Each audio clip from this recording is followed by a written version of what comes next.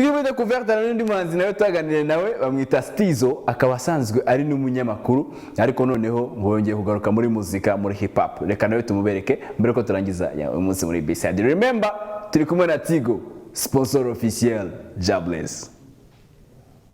Nitwa Stizo Simeon Muhumuza, ayo niyo mazina yanjye nyakuri, ariko izina nkoresha nyine ry'ubuhanzi ni Stizo. Ubundi nsanzwe n'ubundi ndirimba, ariko n'ubundi ngakora injyana hip hop niyo nibandaho, ariko nkakora mu masitile atandukanye, ariko ari ya hip hop nkoramo. Gusa hari hashize igihe nyine ntasohora indirimbo kubera ibintu bigiye bitandukanye by'impamvu zanjye bwite z'ubuzima, nanone nagombaga kubanza ngakurikiza, ariko ndavuga ati noneho ubwo bisa nkaho bicogoye bihagaraye, reka noneho ngerageze mbe nakongera gusohora ibikorwa byanjye.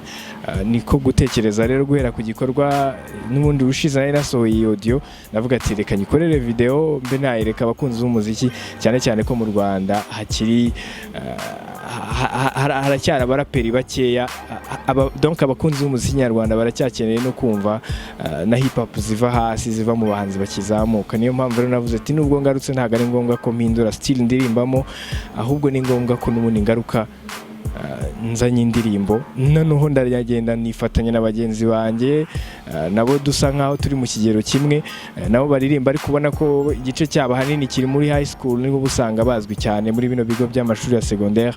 Ariko dukora indirimbo, ndabaganirika dukora indirimbo none twereka abantu, twumvisha abantu ko mu muziki nyarwanda, muri hip hop nyarwanda harimo amaraso mashya, kandi natwe tugomba kuba twakwerekana icyo dushoboye.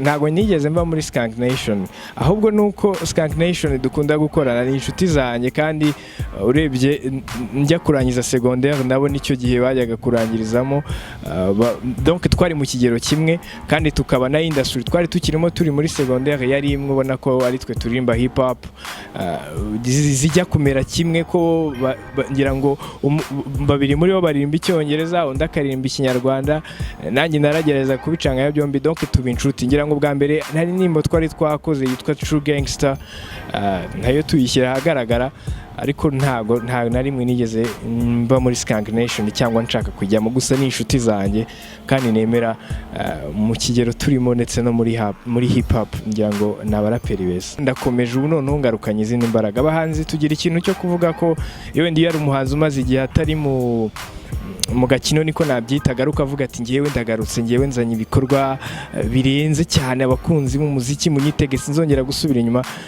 Ngira ngo nge ntago ari ibyo ndi buvuga, ahubwo ndavuga ko imbaraga ngarukanye nizo kugira ngo nkore wa muziki uko bishoboka, kubera ko hip hop yacu ahantu iri, cyangwa se n'umuziki nyarwanda muri rusange, ntago wabyita competition ngo nawe uje muri competition, kuko abantu busanzemo cyangwa se abasanzwe bawurimo ntago muba munganya ingufu. Hari igihe abasanzwe akorera muri label, hari igihe abafite amafaranga menshi kukurusha, afite wenda n'izindi avantage.